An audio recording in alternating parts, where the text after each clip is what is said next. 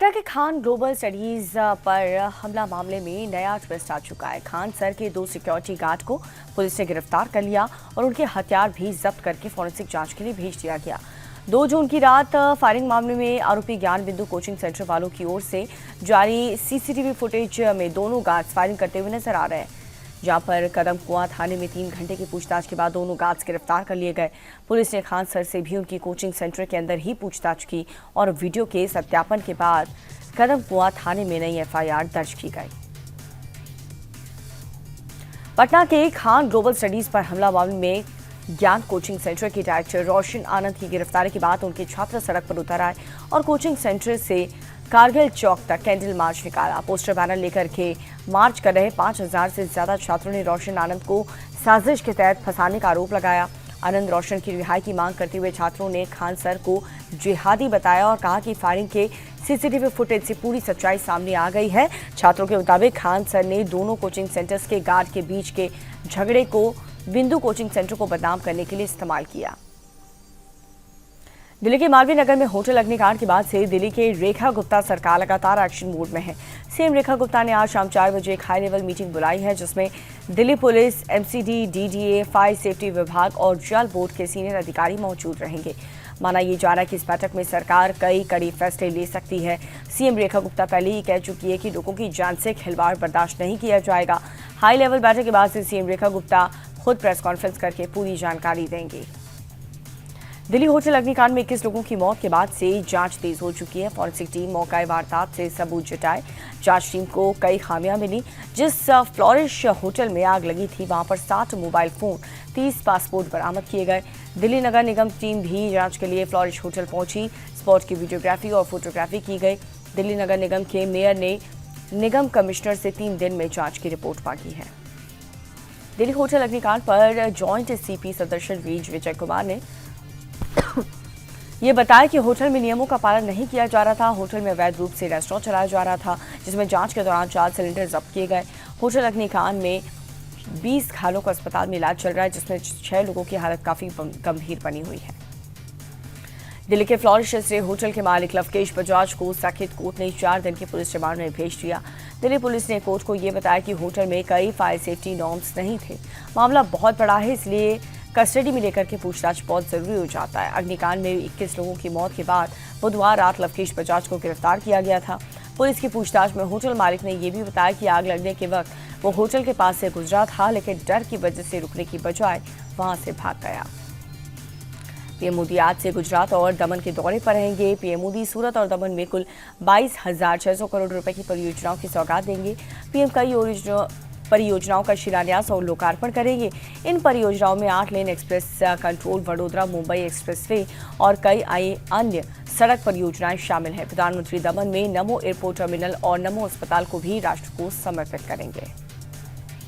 राज्यसभा चुनाव के लिए बीजेपी ने अपने 11 उम्मीदवारों का ऐलान कर दिया है। गुजरात से 4, मध्य प्रदेश से 2, राजस्थान से 2, ओडिशा, मणिपुर और अरुणाचल प्रदेश से एक उम्मीदवारों की लिस्ट जारी की गई।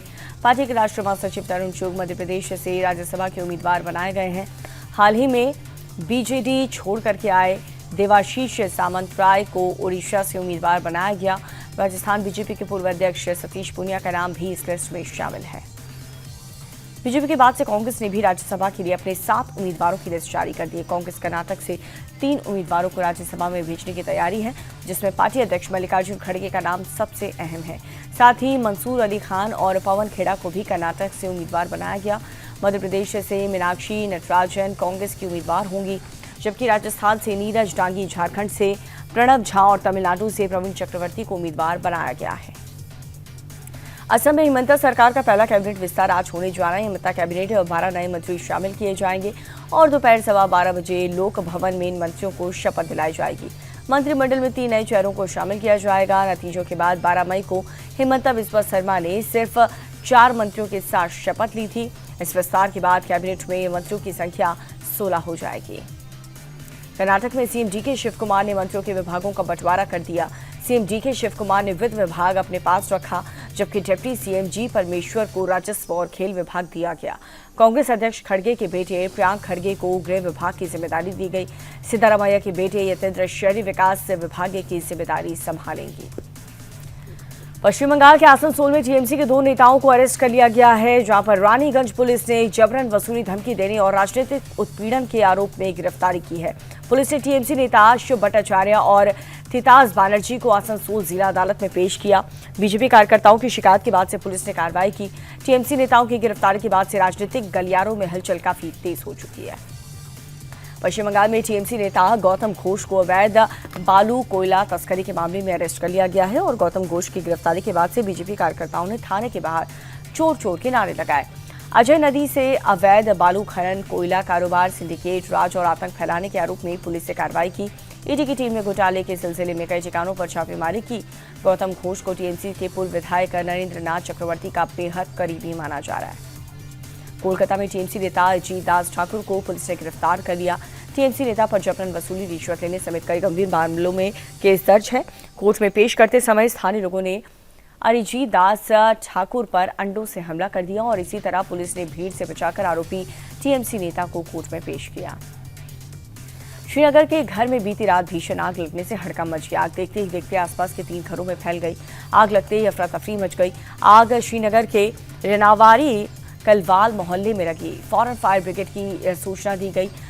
जिस 3 मंजिला मकान में आग लगी थी वहां पर कई लोग फंसे थे। एक दिव्यांग शख्स भी अंदर फंस गया था। फायर ब्रिगेड की टीम ने कड़ी मशक्कत से अंदर फंसे हुए लोगों का रेस्क्यू किया और फिर आग पर काबू पा लिया। इस दौरान एक नागरिक और फायर ब्रिगेड के एक अधिकारी भी घायल हो गए। फिलहाल आग पर काबू पा लिया गया है। पूर्वी दिल्ली के वसुंधरा एन्क्लेव में एक महिला असिस्टेंट प्रोफेसर का शव बरामद हुआ। दिल्ली के शिवाजी कॉलेज की 49 साल की असिस्टेंट प्रोफेसर देवोस्मिता का शव सत्यम अपार्टमेंट में उनके फ्लैट से मिला। देवोस्मिता की बहन देवव्रत पॉल ने गुरुवार की दोपहर पुलिस को फोन करके फ्लैट के कमरे के शव होने की जानकारी दी। क्राइम विभाग और फॉरेंसिक विशेषज्ञों की टीम ने मौके पर पहुंच करके सबूत जमा किए। हत्या के एंगल से जांच कर रही पुलिस फिलहाल आरोपियों की पहचान और हत्या की वजहों की जांच में जुटी है। यूपी के मथुरा में एक पति और पत्नी ने एक दूसरे की गोली मारकर हत्या कर दी। मामला सूर्यनगर कॉलोनी का, जहां पर दोनों किराए के घर में रहते थे। सूत्रों के मुताबिक दोनों के बीच 2 से 3 दिन से झगड़ा हो रहा था और मामला जब बढ़ा तो दोनों ने बीती रात एक दूसरे की गोली मारकर हत्या कर दी। पुलिस को मौके से दोनों खून से लथपथ शव बरामद हुए। फिलहाल पुलिस केस दर्ज करके मामले की जांच में जुटी है। यूपी के गाजीपुर में विनीत राय हत्याकांड के आरोपी और 1 लाख के इनामी बदमाश कमलेश चौधरी के एनकाउंटर मामले को लेकर के लोगों का गुस्सा भड़क गया। पुलिस ने जब कमलेश का शव उसके घर वालों को सौंपा तो 300 से ज्यादा गांव वाले जमा हो गए और पुलिस पर फर्जी एनकाउंटर का आरोप लगाते हुए शव को रेलवे क्रॉसिंग के पास रखकर चक्का जाम कर दिया। पुलिस ने जब लोगों को समझाने की कोशिश की तो गांव वालों ने पथराव करना शुरू कर दिया, जिसमें कई पुलिस वाले घायल हो गए।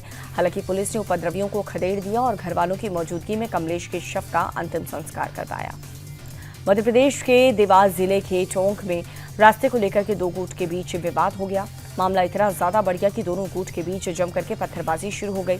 दोनों पक्ष के लोगों ने एक दूसरे पर लाठी डंडों से हमला किया, जिसमें तकरीबन 7 लोग घायल हो गए।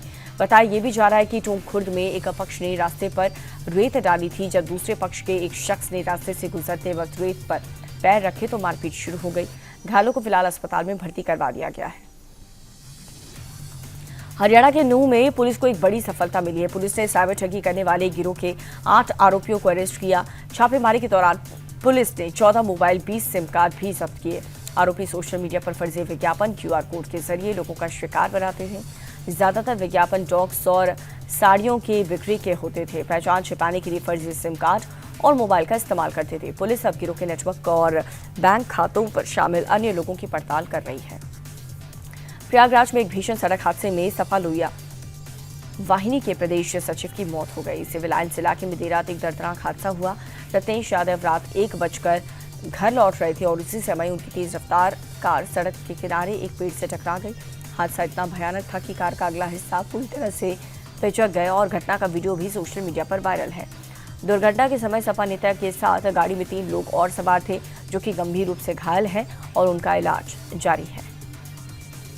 यूपी के देवरिया में 16 करोड़ के निर्माणाधीन पुल के दरार पड़ गई और पुल खनुआ नदी पर बन रहा, लेकिन निर्माणाधीन पुल के पिलर और स्लैब में कई फीट लंबी दरारें पड़ी और एक हिस्सा टूटकर नीचे गिर गया। गनीमत ये रही कि घटना में कोई जनहानि नहीं हुई और इस बीच निर्माण की क्वालिटी को लेकर के कई बड़े सवाल खड़े हो गए। पुल उत्तर प्रदेश और बिहार को जोड़ने वाली महत्वपूर्ण परियोजनाओं का हिस्सा है और इस बीच देवरिया के डीएम ने पूरे मामले की जांच के लिए 3 सदस्यीय कमेटी का गठन भी कर दिया है। अयोध्या में घाट और सरयू नदी का साफ सफाई के लिए राम की पैड़ी पर पानी का बहाव रोक दिया गया। दरअसल रखरखाव के बीच अस्थायी रूप से पंप कैनाल को बंद कर दिया गया। अधिकारियों के मुताबिक 20 जून तक काम पूरा होने की उम्मीद है और प्रशासन का कहना यह भी है कि इस काम के चलते स्नान करने वाले भक्तों को थोड़ी मुसीबत का सामना करना पड़ सकता है। राम की पैड़ी के बदले श्रद्धालुओं को सरयू नदी के नए घाटों पर जाकर के स्नान करने की सलाह भी दी गई। अमरनाथ यात्रा को सुरक्षित बनाने के लिए अनंतनाग पुलिस ने एक अच्छी पहल की है।